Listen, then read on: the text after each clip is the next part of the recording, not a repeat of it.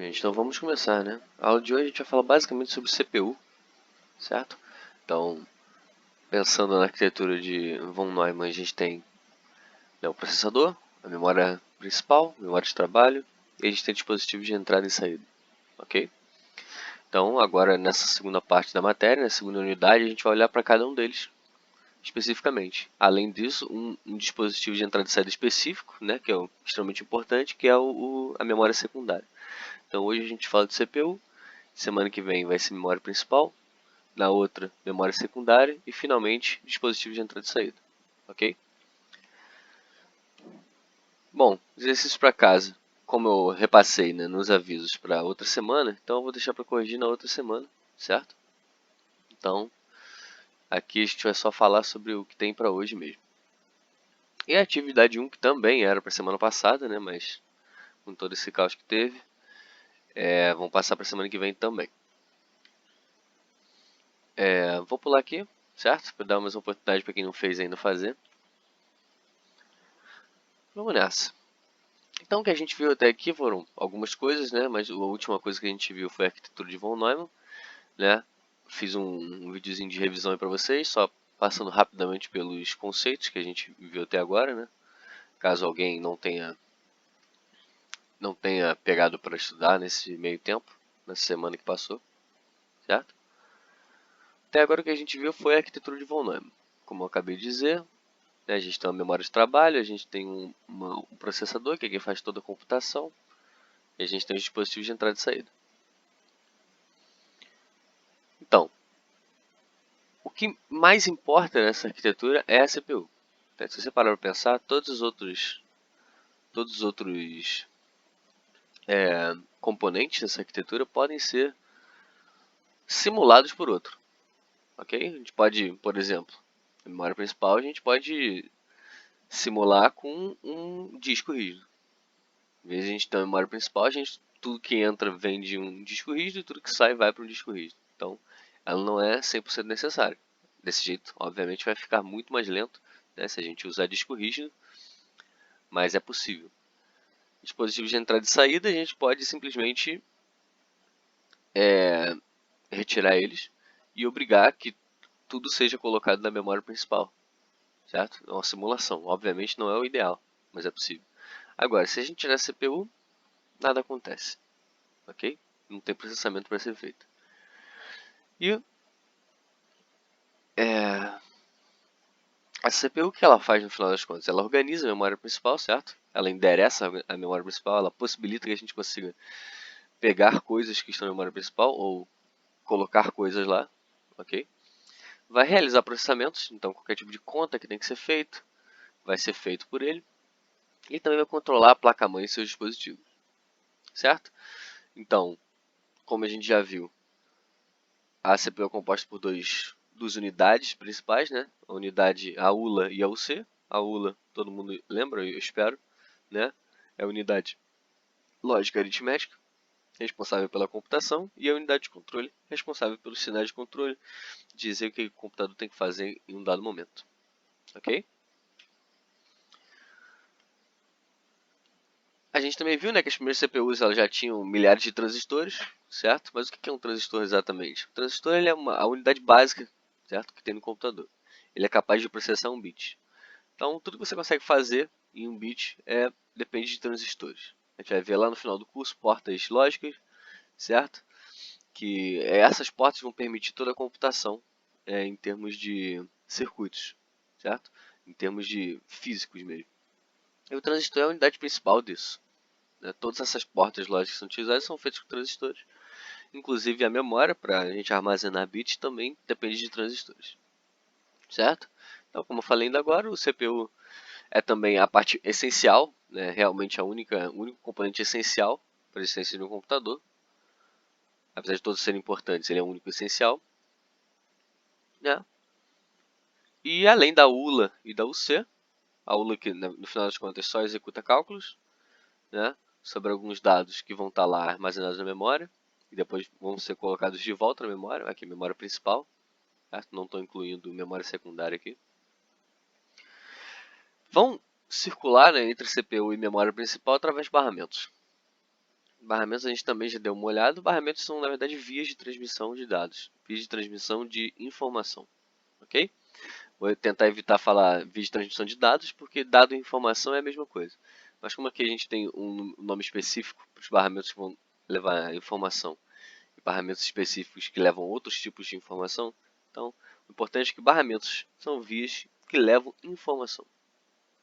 Ok? De um lado para o outro.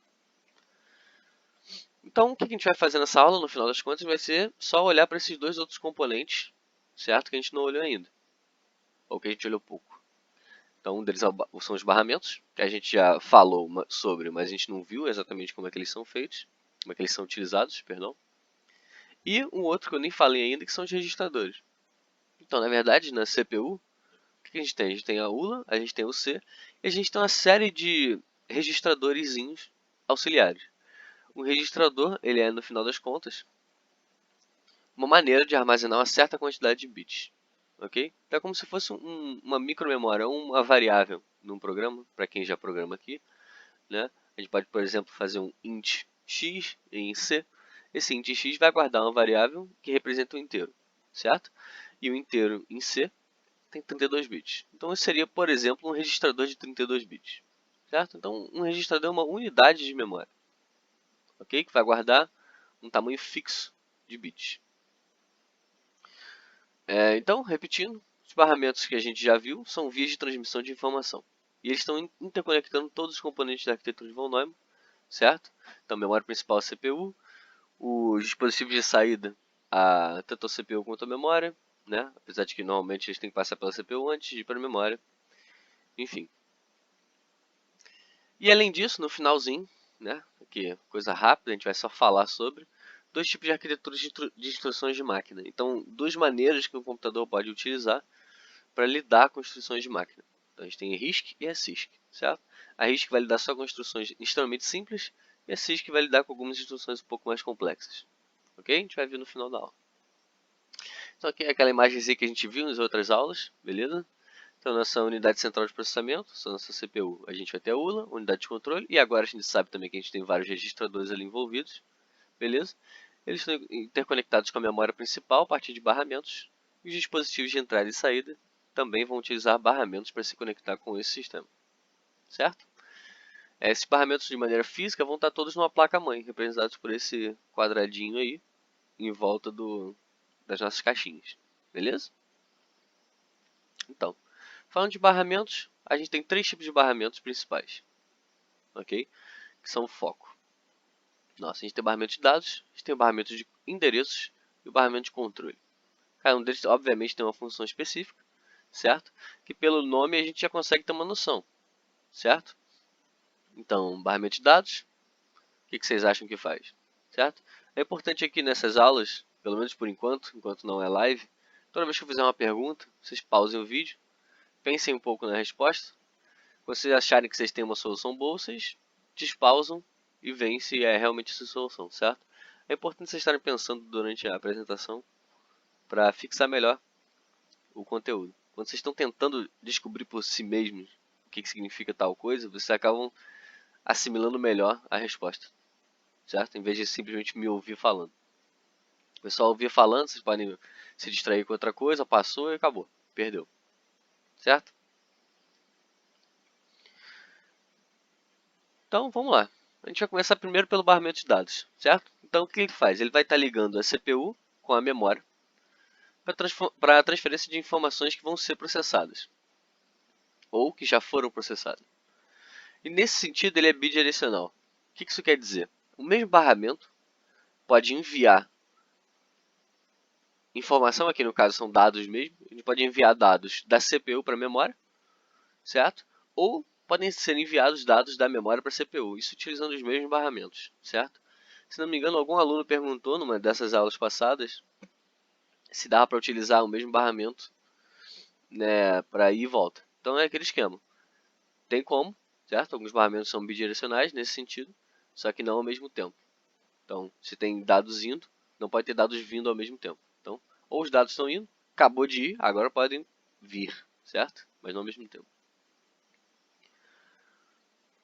Então, os dados que estão indo, né, da CPU para a memória são dados que a gente está escrevendo na memória. Então são alguma informação que a gente quer armazenar na memória. E quando está vindo da memória para a CPU é algum tipo de leitura, certo? Uma instrução de leitura. Então a gente está pegando alguma coisa da memória e trazendo para a CPU para ser usada de alguma maneira, certo? E cada via de um barramento, então um barramento não é só uma via, é um conjunto de vias, né? Consegue transportar só um bit por vez. Então se a gente está dizendo que tem um barramento de 32 bits, é um barramento que tem 32 vias, como se fossem 32 fiozinhos, certo? Ligados um ao outro. E cada um desses fios consegue transportar um bit só por vez. Então quanto mais bits a gente tem, quanto maior o número de vias a gente tem, né, maior o número de bits que podem ser transferidos por vez. E é disso a gente chama, nessa quantidade de vias que tem em cada barramento, a gente chama de largura de barramento. Então, toda vez que eu falo que o barramento tem 32 bits, a gente está falando da largura dele, está falando de quantas vias tem, certo? E essa quantidade de bits é que a gente consegue transportar em um ciclo, certo? A gente já falou de ciclo mais algumas vezes aí no passado.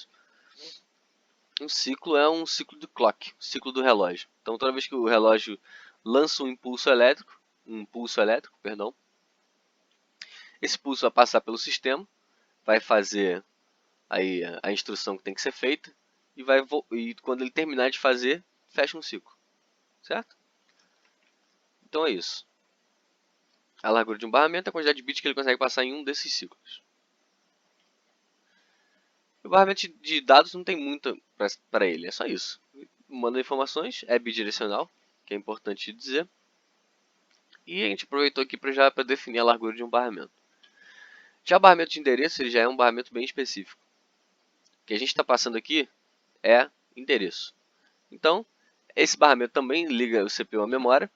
Tá? Todos os três interligam o CPU à memória para fazer o endereçamento da memória. E nesse caso ele é unidirecional, ele não é bidirecional. E as informações vão estar sempre indo da CPU para a memória. Então, pensa na operação de escrita. O que a gente vai estar mandando para a memória? Eu quero escrever esse dado, que vai estar passando no barramento de dados, certo? Nesse endereço, que vai estar indo no barramento de endereço. Então a memória vai lá, vai pegar o seu ponteirinho, né, que diz em qual endereço que ela está nesse momento, vai colocar naquele endereço que foi transmitido pelo barramento e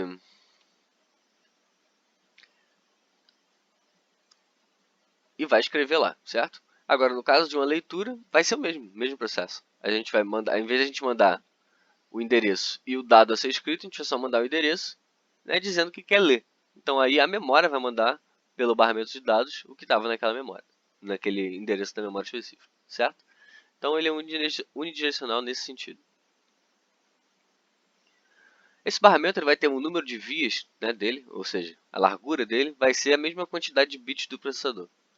E se o processador consegue lidar, por exemplo, com 32 bits, né, uma arquitetura x86, então isso quer dizer que a gente consegue endereçar, a gente já viu, né, 2 e 32 valores de memória. Então a gente precisa de um barramento que tenha pelo menos aí essa quantidade de vias. Então pelo menos 32 vias. Beleza? Que aí a gente consegue passar 32 bits de uma vez, que é o equivalente a um possível endereço de memória. Beleza? Então hoje em dia a gente já tem arquitetura x64, certo? 64 bits. Aí nesse caso o barramento vai ter que ter 64 bits de largura. Ok? Esse é o básico, é assim que tem que ser normalmente. Só que isso vai aumentando, né? 64 bits, talvez daqui a uns 10 anos, talvez 15, suba para 128 bits. Isso são fios físicos que a gente está utilizando, certo? Então isso pode ser muito custoso. Então, na prática, conseguiram criar outras formas de você não ter que colocar toda essa quantidade de bits, de vias, certo? Para tratar essa quantidade de bits de memória. E uma das maneiras que eles usaram foi usando multiplexadores. Esses multiplexadores, que vocês vão ver lá na parte de circuitos digitais, não é muito importante para a gente, é só o nome, né?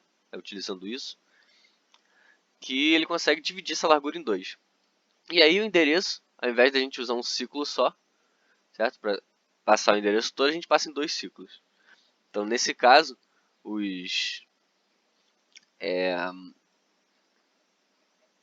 as instruções, né, que vão ser executadas, em vez de serem executadas em um ciclo só, são executadas em 2 ciclos.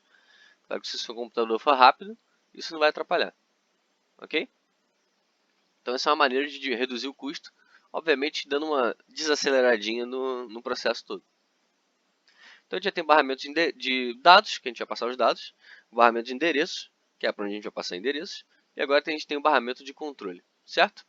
E esse barramento de controle também liga a CPU à memória, mas especificamente ele liga à unidade de controle, certo? E não só à memória, mas aos outros componentes do sistema também, né? Para passar sinais de controle. E aí eu pergunto para vocês, o que são sinais de controle? Né? Esse é um daqueles momentos que eu peço para vocês pausarem, certo?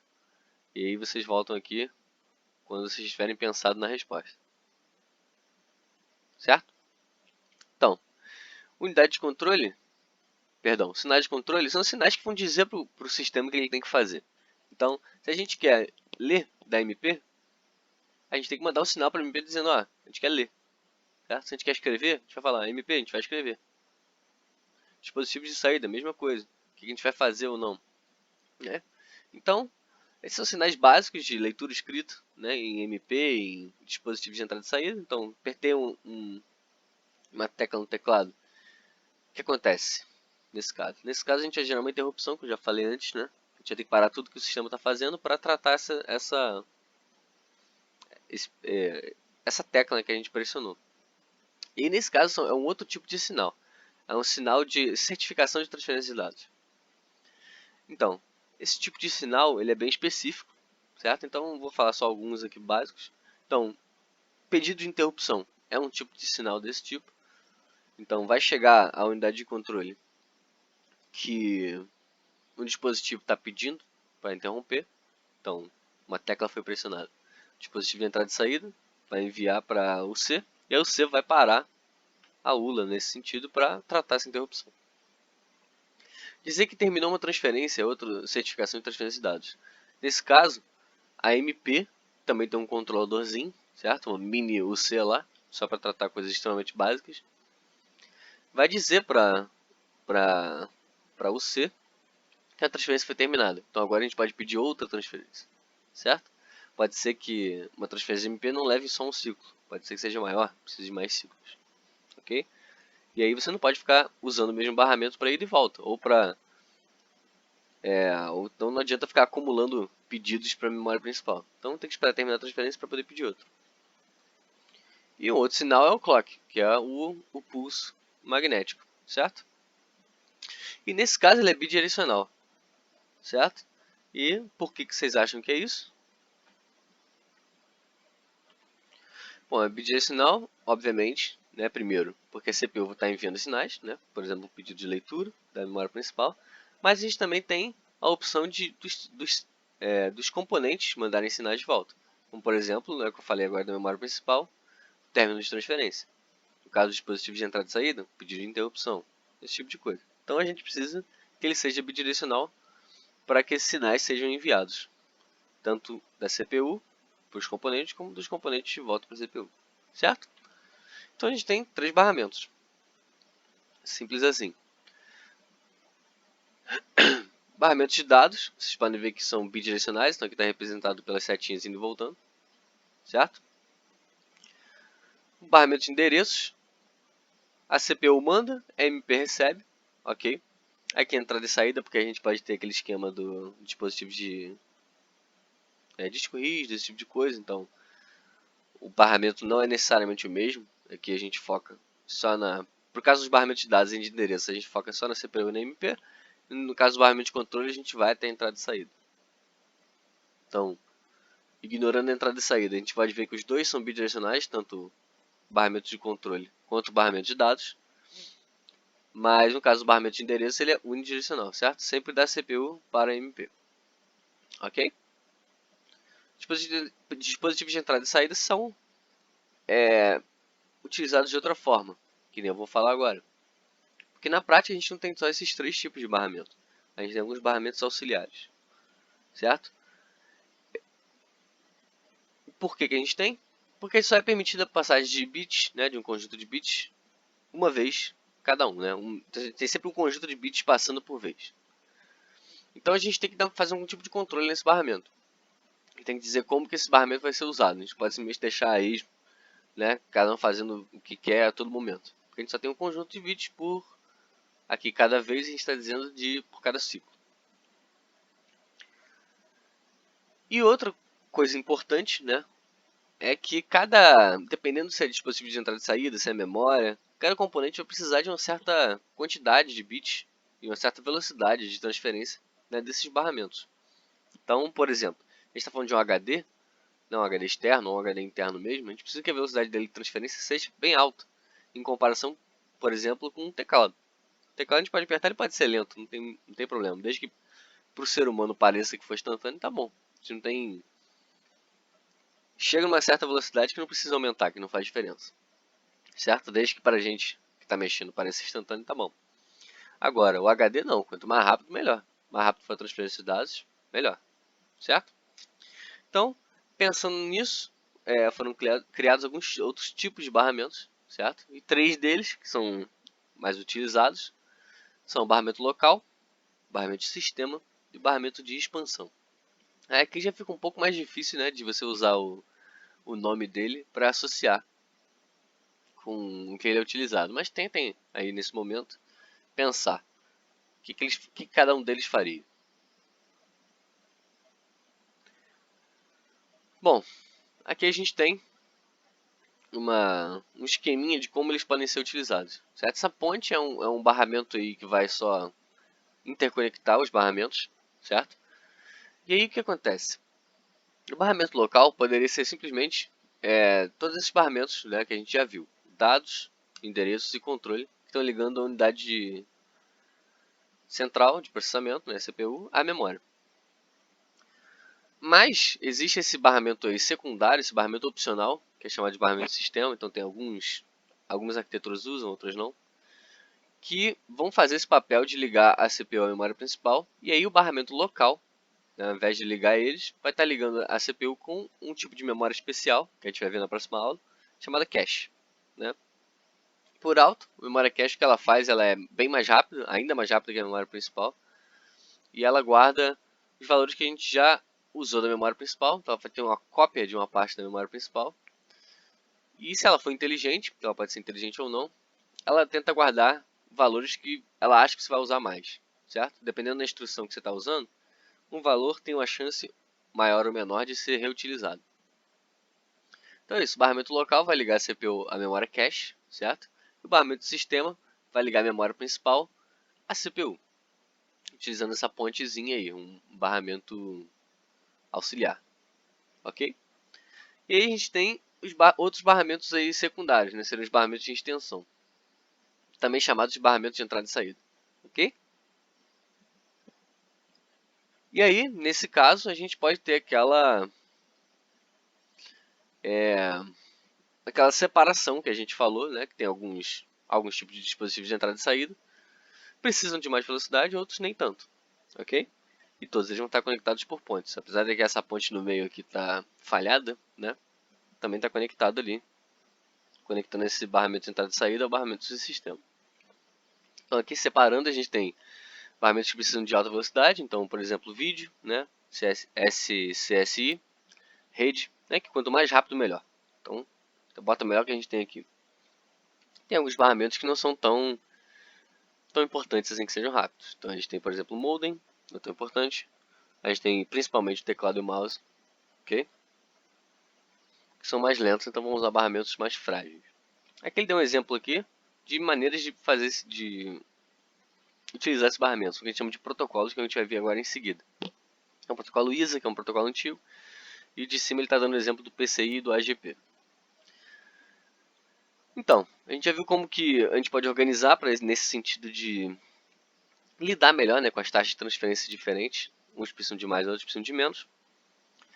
Agora, a gente não falou da parte de controle ainda, certo? Quando que cada um pode utilizar o barramento, né, e por quanto tempo. Esse tipo de controle, certo? Ele é feito usando protocolos.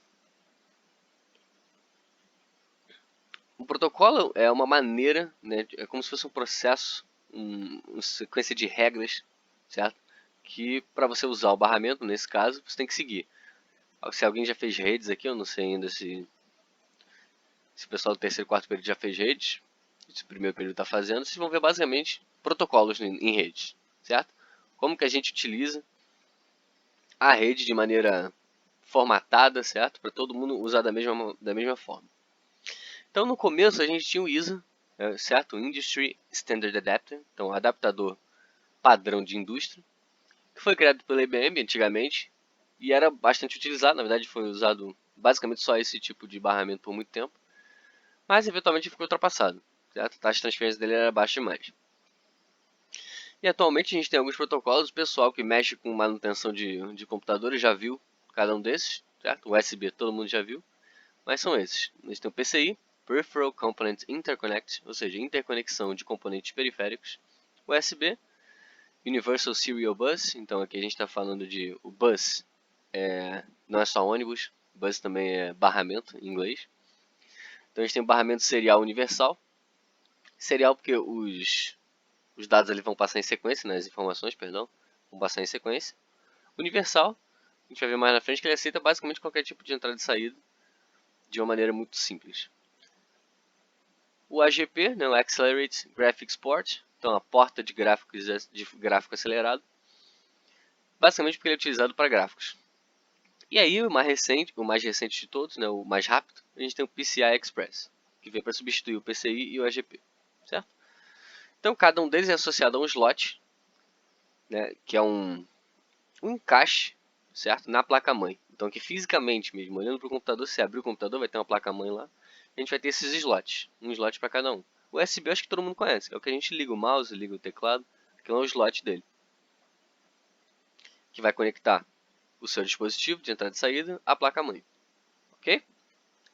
Então cada um desses protocolos são exatamente para isso, para controlar como que um dispositivo de entrada e saída vai acessar os barramentos internos. Então primeiro o PCI. Foi criado pela Intel, né? O Intel está em todos os lugares, não adianta. E, falando de maneira simples, ele permite que a gente transfira dados, tanto de 32 quanto de 64 bits, certo? E a velocidade dele aí varia entre 33 e 66 MHz, ok? Dependendo de qual arquitetura que a gente está usando. Então, se a gente está mexendo com 32 bits, 33 MHz. Se a gente está mexendo com 64 bits, 66 MHz, ok? E 32 MHz é equivalente a 133 megabytes por segundo. Isso é uma conversão que a gente consegue fazer de hertz para bits por segundo. E aí, bits para bytes, né? É só multiplicar por 2 elevado a 3. Tem aquela tabelinha lá, se não me engano, na aula 2. Na aula 2 e na aula 3, vocês podem seguir para fazer esse tipo de conversão. Inclusive, existem exercícios no final dessa aula para vocês fazerem isso. Ok? Esse é o slotzinho dele, bonitinho. Os computadores mais antigos, lá para os anos 2000, até 2010 mais ou menos, tem muito PCI. Ok? Próximo a gente fala de USB. USB é o que todo mundo conhece, né? Todo mundo que já usou um computador já viu esse tipo de conexão. Então você pode carregar seu celular fazendo isso, pode colocar um mouse, um teclado, um fone, microfone, qualquer coisa basicamente você consegue fazer usando USB. Acho que a única coisa que a gente não usa USB é para monitores, né, para apresentar vídeo. Porque também não é tão rápido assim, a não ser que sejam as versões mais novas dele. Então, o principal dele, os principais características dele, só que ele permite a função plug and play. Plug and play é plugar e jogar, seria isso. Mas o que ele quer dizer é que você só conecta o dispositivo de entrada e saída, não tem que ficar baixando o drive, nada disso. Quando você conecta, pum, você consegue usar. Então ele é extremamente útil e conveniente nesse sentido. Outra coisa interessante é que a gente consegue colocar até 127 dispositivos numa porta só. Então, vocês já viram uns hubs de USB? É basicamente, pensa numa extensão de uma tomada, certo? A gente tem lá a tomada, a gente liga numa extensão que tem 6, 7, 8 tomadas ali dentro. Beleza? E a gente pode colocar vários dispositivos diferentes para carregar ali dentro, para ficarem ligados ao mesmo tempo nessa extensão. Um hub de USB faz a mesma coisa.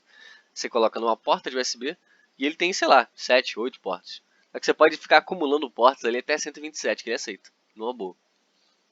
Ele consegue lá, a maneira que ele ordena os dados, ele consegue fazer isso. Então é uma coisa interessante. Por exemplo, no meu notebook só tem 2 entradas USB, então estou precisando comprar um hub desse para conseguir usar para qualquer outra coisa que não seja um mouse e o HD externo, certo? E assim, ele é decentemente antigo e também tem uma quantidade extrema de variações, certo? Tem mini USB, tem um USB maiorzinho, tem os USBs antigos, tem os USBs mais novos. E as velocidades dele vão variar entre 192 kB por segundo, né, que é bem baixo. Mas se você estiver falando só de, por exemplo, usar o mouse, usar o teclado, não vai fazer diferença. E vai até 5 GB por segundo, a versão mais recente, que é o USB 4.0. Certo? Que eu nunca nem vi na prática, mas ele já existe. E aí 5 GB por segundo é, pô, você pode botar HD externo ali que é extremamente rápido. Ok? Aí a fotinha a gente tem duas versões. Esse pretinho é o USB 1.0, que é a versão antiga, mais lenta. E o azulzinho é a versão mais nova, então USB 2.0. Tem também o 3.0 e o 4.0, mas esses não necessariamente têm coresinhas diferentes. Não consegui achar uma fotinho boa deles. Mas pelo que eu vi, o 3.0 usa laranja e o 4.0 usa verde. Então, se você tá para colocar um HD externo, por exemplo, um pendrive no computador, você pretende transferir arquivos de um lado para o outro, tenta usar o azul, certo? Tenta usar o USB 2.0 porque ele é mais rápido. Agora, se você está ligando um teclado, um mouse, aí você pode usar 1.0 que não vai perder nada com isso, certo? Então é isso, USB.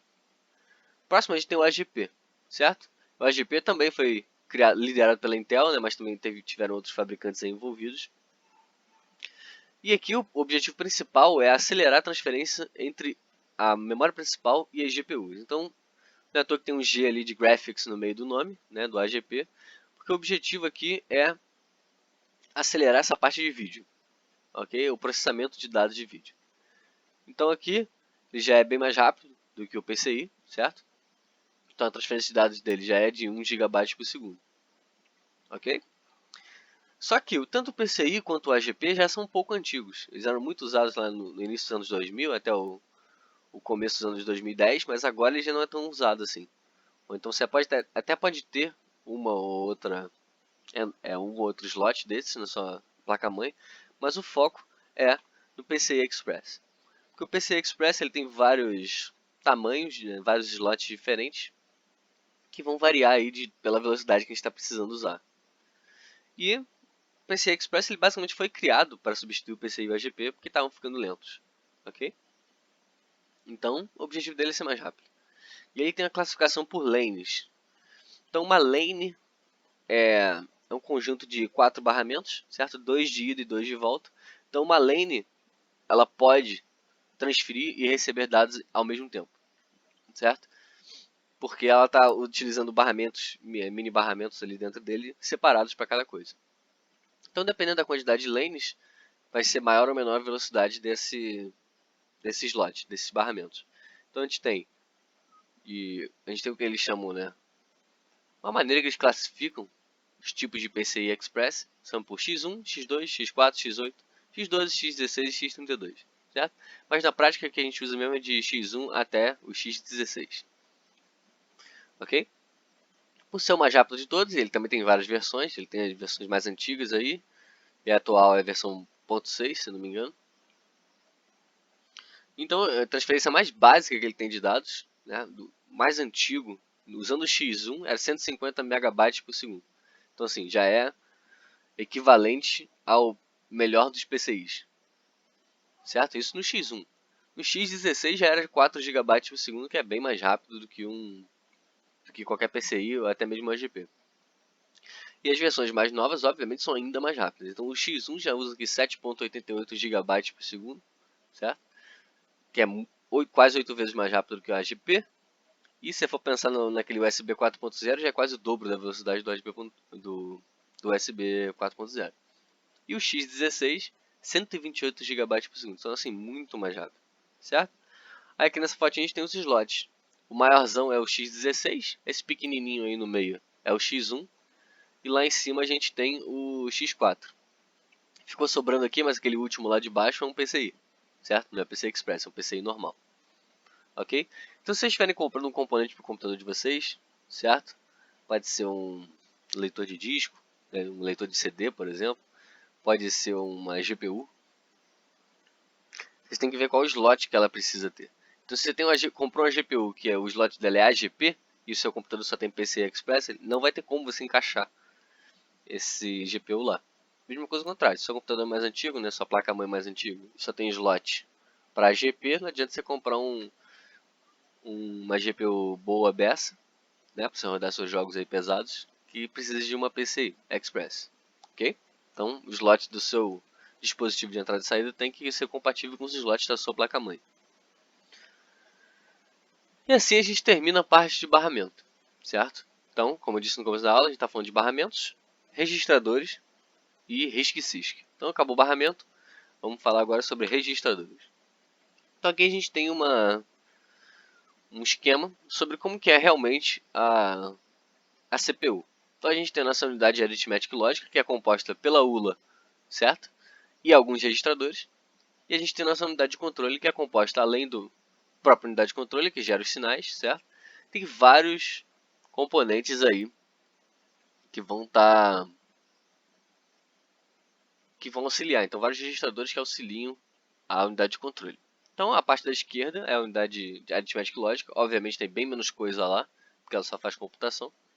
E na parte da direita tem bem mais registradores, porque é a parte de controle, certo? Notem que o barramento de dados, a gente tem aquela parte bidirecional e unidirecional, certo? Então, o RDM, a gente tem a setinha preta lá em cima, né, no barramento de dados, que vai e volta. Já no REM, está mexendo com o barramento de endereços, a gente só vai, certo? Da UC, a gente está vendo aqui um mini barramentinho cinza, pequenininho, menor que os outros, que é por onde vão passar os sinais. Então, ele vai mandar sinais para a ULA, mandar sinais para os registradores da ULA, para o CI, para a memória principal, para o RDM e para o REM. Ok? Então vamos começar. Primeiro a gente vai falar da unidade aritmética e lógica, né, a nossa ULA, porque ela é menorzinha, mais rápido de ver. Então, além da ULA, né, do próprio aquele conjunto de circuitos que fazem as operações, então a ULA, o que ela consegue fazer?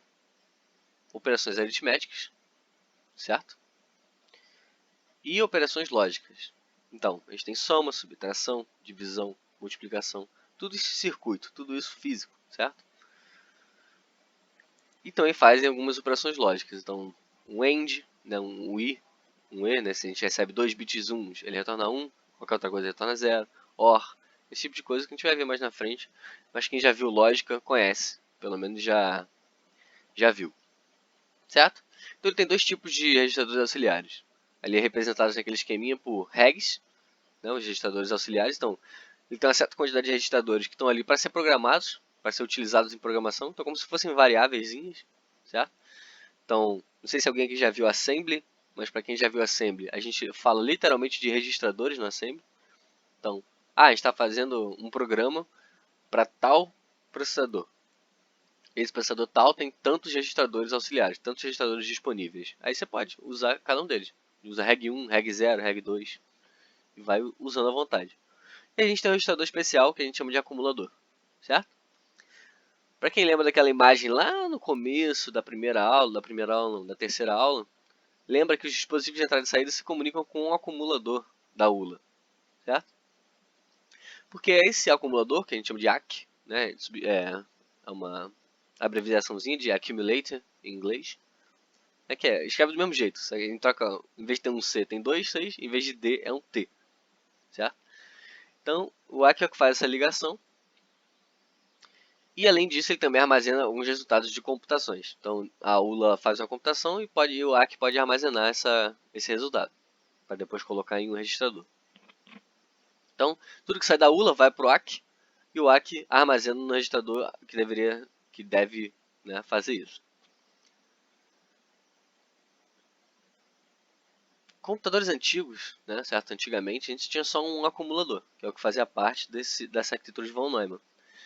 Só que é possível usar mais de um e, obviamente, hoje em dia é utilizado mais de um. Então a gente tem vários acumuladores que vão ser usados conforme a necessidade e os registradores auxiliares para serem programados, ok? Então, o registrador, como eu disse, eles guardam uma quantidade fixa de bits, certo? Uma variável que guarda uma quantidade fixa de bits.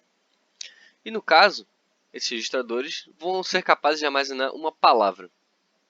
Ok? Todos os registradores da ULA armazenam uma palavra exatamente. E uma palavra varia da arquitetura do processador. Então, se a gente diz que um processador é de 32 bits, né, no caso uma arquitetura x86, então a palavra é 32 bits. Processadores antigos que tinham 8 e 16 bits, então a palavra desses processadores era de 8 e 16 bits. Então a palavra é a quantidade de bits, né, o tamanho da palavra, perdão, é a quantidade de bits que o processador consegue utilizar numa operação por vez, certo? Então uma soma.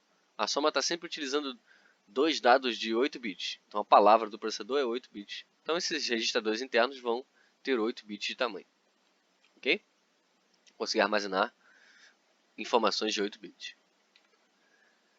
Agora vamos falar da unidade de controle, que é o foco aqui dessa segunda parte, porque ela realmente tem vários registradores, né, e cada um tem suas funções especiais.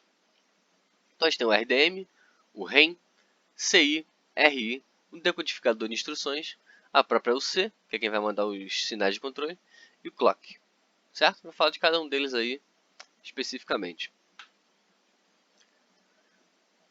Mas antes disso, vamos dar um reviewzinho sobre a unidade de controle. Então, já falei para vocês em outras aulas que você é responsável por várias coisas, né?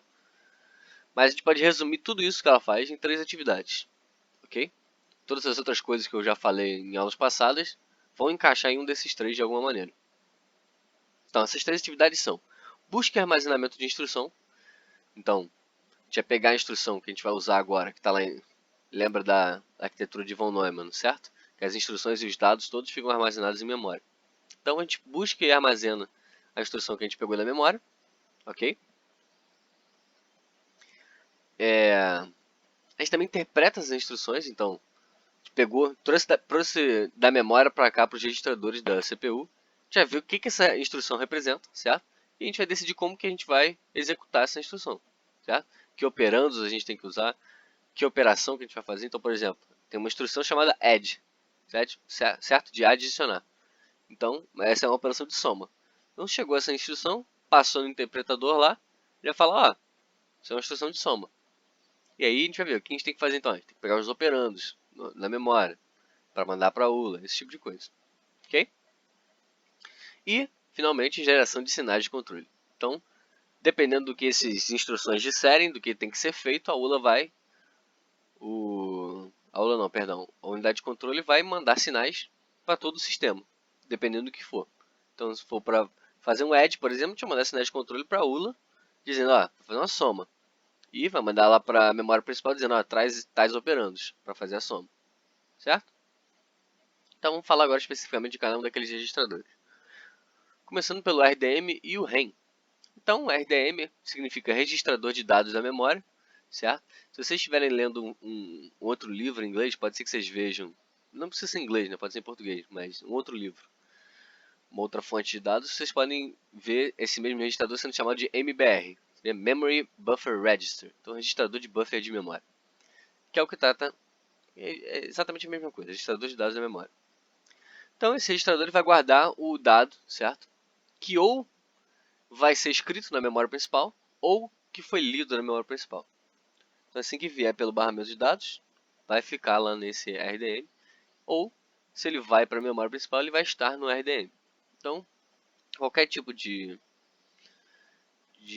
transporte de dados entre a memória principal e o CPU, vice-versa, vai ser, na verdade, entre o controlador da memória principal e o RDM, certo? E o REM é a mesma coisa do RDM, só que para endereços. Então o REM significa registrador de endereços da memória, né? Em inglês MAR, Memory Address Register. E ele vai armazenar aqui o endereço que vai ser enviado para MP, certo? Porque o barramento de endereços é unidirecional, ok? Então é sempre do REM para o controlador da memória principal. E aí eles lidam com o que tem que ser feito, certo? Os registradores são bem simples. Basicamente eles vão armazenar o que está sendo enviado de um para o outro aí, entre a CPU e a MP, dos barramentos de dados e endereços. Próximo a gente tem o contador de instruções. Em inglês é o Program Counter, então PC. Esse é muito conhecido, inclusive vocês podem ver em outros...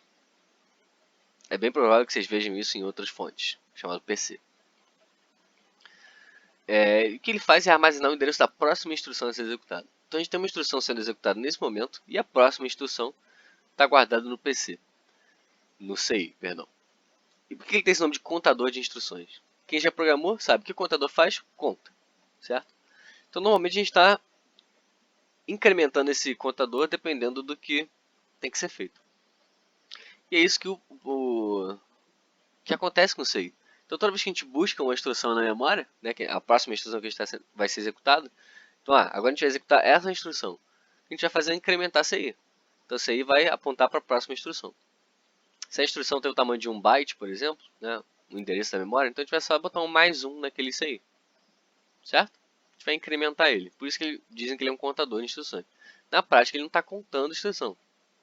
Ele está apontando para a próxima instrução. Só que, como a gente incrementa, né, a gente faz sempre o programa de maneira sequencial, ele é incrementado. Certo? Mas existem algumas instruções, né? Na verdade, uma instrução básica que altera isso aí, que é o go to. Então, tipo, vá para tal.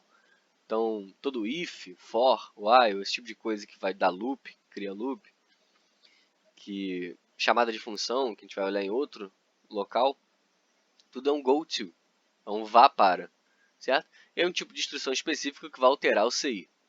Basicamente é isso, certo? Então a função do CI é garantir que a sequência dos programas, né, esteja na ordem correta, nem a ordenação no sentido exatamente dessas instruções de alteração de fluxo, certo? Como o if e o while. Então agora a gente vai para o registrador de instruções, que ele faz a mesma coisa que o CI, só que em vez de ele armazenar, né, perdão, ele não faz a mesma coisa que o CI. Ele guarda a instrução atual que a gente está usando. Então nele, no registrador de instruções, tem sempre a instrução que está sendo executada. Enquanto no CI a gente está guardando um ponteiro para a próxima instrução, né? Então no CI a gente tem só um endereçozinho, certo? Um endereço de memória. O endereço de memória que está a próxima instrução. Já no RI a gente tem literalmente a instrução, certo? Eles são diferentes nesse sentido. Então, quando o C manda um sinal para buscar uma instrução na memória, certo? Passando aí o endereço que está no CI, então busca a instrução na memória, enviando pelo barramento de endereços o endereço que está na CI, certo?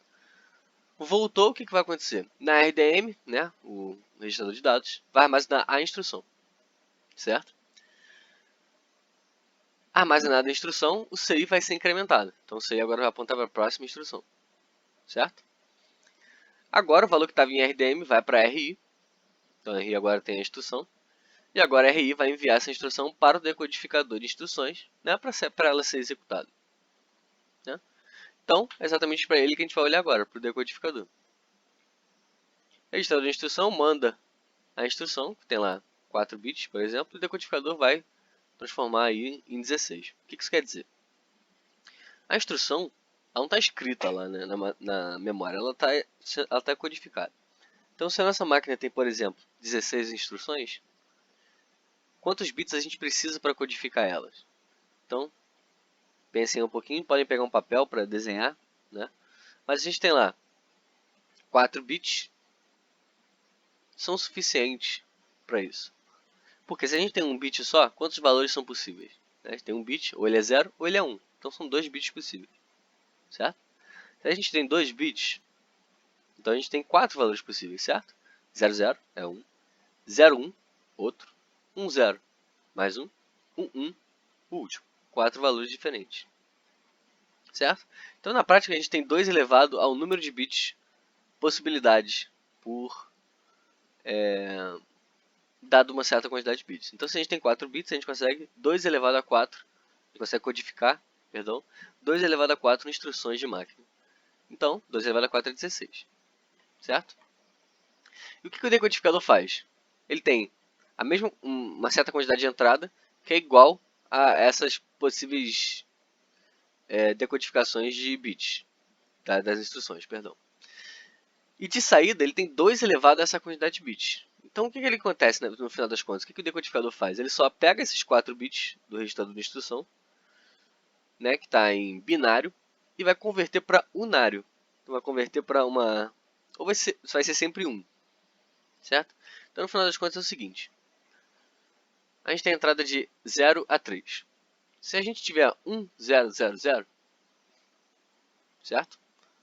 Ou seja, 8. Então o decodificador vai lá, a saída dele vai ser um monte de zeros, com exceção do valor 8. Então a gente vai ter um bit ativo só, sempre, na saída do decodificador, certo? E essa saída vai ser equivalente ao valor do registrador de instrução. O que isso quer dizer? Isso quer dizer que o decodificador vai ativar só o barramento que está indo em direção ao circuito da UC, que libera os sinais de controle daquela instrução. Então, por exemplo, vamos supor que a instrução de soma seja 0000, certo? Então, o registrador de instrução vai passar 00000 para o decodificador. E o decodificador vai retornar tudo zero, com exceção da primeira lá, né? Da linhazinha mais embaixo lá, que seria o S0. Então o S0 vai estar igual a 1. Quer dizer que nesse 1 vai estar passando um pulso elétrico, enquanto nos outros não vai estar. Ok? É isso que acontece. Quando o bit 1 ele é representado por 5 volts de eletricidade. E o 0 é por 0. Certo? Então só está passando o sinal nesse primeiro fiozinho aqui. Certo? Esse primeiro fiozinho vai estar ligado a uma parte de circuitos da UC, certo? Que faz a soma. Então a gente tem um circuito para fazer soma, que vai liberar os sinais de controle necessários para fazer essa soma. Agora, se a gente tem uma outra instrução, por exemplo, subtração, que é o 0001, então ao invés de a gente ter só o último bit, o último fiozinho ativo, a gente vai ter só o penúltimo, perdão, em vez de a gente ter só o fiozinho mais abaixo ativo, a gente vai ter o segundo mais abaixo ativo. E aí, esse segundo está enviando impulso elétrico para outro circuito, que vai falar para fazer uma subtração, certo? Então é isso que o decodificador faz, ele escolhe qual circuito que você vai usar. É isso que ele faz, ok? Então ele é bem importante, bem simples, mas importante.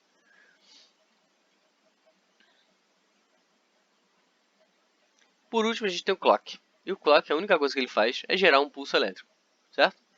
Então, nossa máquina não faz nada se não estiver passando eletricidade por ela. Por quê? Porque a gente precisa de pulsos elétricos para fazer. Então, o que o clock vai fazer? Pum, gerei um pulso elétrico. Esse pulso vai passar pelos barramentos, certo? Esse mesmo pulso vai ser utilizado vai ser repetido e tal. Vai ser utilizado para fazer toda aquela instrução, né, para executar toda a instrução que foi puxada pela UC, né, certo? Que ela buscou da memória principal e está executando. Terminar de executar, vai terminar um ciclo, ok? Terminado o ciclo, o relógio vai pulsar de novo para fazer a próxima instrução, para fazer a próxima, enfim, fazer o próximo ciclo. Então o ciclo é exatamente isso. Ele cria o pulso roda e aí acaba. Ele cria outro pulso e assim vai. Então a velocidade do processador é dado pela quantidade de pulsos elétricos que o relógio consegue gerar, certo? E quanto tempo que esse ciclo leva. Porque também não adianta você gerar um pulso elétrico antes do ciclo acabar, certo? Senão você pode gerar problemas aí. Então, a quantidade de pulsos que o relógio gera em um segundo vai definir a frequência, certo? Do relógio dessa unidade central de processamento. Ok? Então, se a gente gera aí 4 pulsos elétricos por segundo, quer dizer que a gente está fazendo 4 ciclos por segundo. E ciclos por segundo a gente já viu que é exatamente medido por hertz. Então, 1 hertz, né, é um ciclo por segundo. Então, dependendo da frequência desse relógio, né, o quanto que esse relógio faz, né, o quanto de pulsos esse relógio gera por segundo, define a velocidade do CPU. Beleza? Então, a gente vai ver, dependendo da arquitetura, né, a cada pulso a gente pode realizar uma operação só, ou uma operação, não, perdão, uma instrução só, ou uma instrução pode levar mais de um pulso para fazer, certo? Dependendo da complexidade dessa instrução. Mas, de qualquer jeito, uma operação elementar é realizada por pulso, certo? Então, isso que a gente tem. Vou voltar aqui na imagem, só para vocês verem. É isso que a gente tem de básico, certo, de um processador.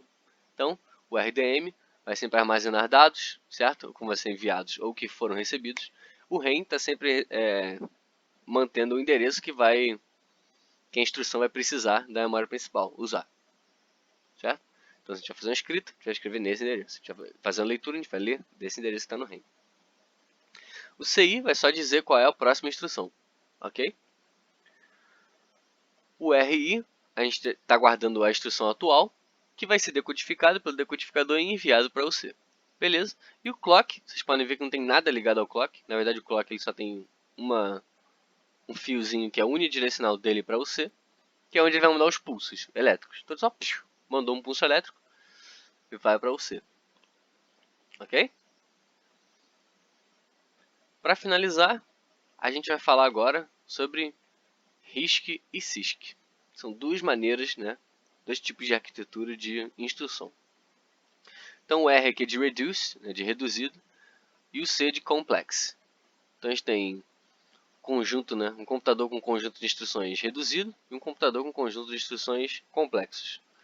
Na prática, esse reduzido não define muito o que ele quer dizer. Esse reduzido, na verdade, é porque quando eles foram criados, né, inicialmente, viram que arquiteturas do tipo RISC usavam menos instruções do que arquiteturas do tipo CISC. Mas hoje já não é mais assim que funciona. E isso não é necessariamente o caso, certo? Então o que diferencia um do outro? Na prática, o RISC, Reduced Instruction Set Computer, né, que é a mesma coisa que eu falei para vocês, um computador com conjunto de instruções reduzidos, na verdade ele só tem instruções simples. Então instruções básicas da linguagem de máquina são simples. Então cada instrução de linguagem de máquina roda em um ciclo, beleza? Então se o programador está querendo fazer qualquer tipo de operação, inclusive em operações básicas, ele vai ter que construir a partir dessas funções muito simples, dessas instruções muito simples, certo? Mas cada instrução é executada em um ciclo. Já no CISC, que é Complex Instruction Set Computer, o computador vai executar instruções complexas, certo?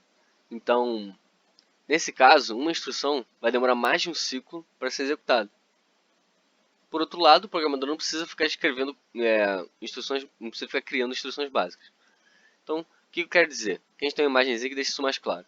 Pensa na operação de multiplicação, certo? A gente tem que fazer para multiplicar dois números. A gente tem que carregar um valor na memória, que a gente quer multiplicar. A gente tem que carregar o outro valor da memória que a gente quer multiplicar, certo? E aí a ULA vai fazer a multiplicação, que é uma das operações básicas que ele tem. E a gente tem que pegar esse resultado e guardar de volta na memória, certo? Então, como é que as arquiteturas vão lidar com isso?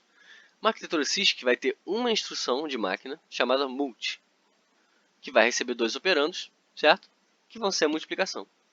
Então, escrevendo multi xy, a gente já vai ter nosso resultado buscado da memória e colocado de volta na memória. Simples assim. E já no caso do RISC, a gente vai ter que escrever cada um dos passos. Então, a gente vai ter que botar um load. Esse load vai receber o endereço de memória principal e colocar num registrador. O segundo load, que vai pegar outro endereço e vai botar em outro registrador. Prod, que vai pegar esses dois registradores que a gente deu o load, certo? E o store, que vai guardar em algum endereço de memória, certo? Por que o store não tem dois? Porque o store, o registrador que guardou esse resultado é o acumulador, certo? Então o store vai pegar o resultado que está no acumulador e botar na memória direto, na memória principal. Então é isso. Cada uma dessas instruções, load, prod, store, usa um ciclo só.